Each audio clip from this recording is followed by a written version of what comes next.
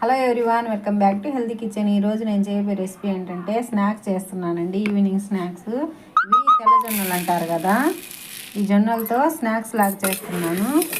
ఇదిగోండి, ఈ కప్పుతో 2 కప్పులు తీసుకున్నాను. బాండి పెట్టుకొని ఇవి ఇందులో వేసుకోవాలండి.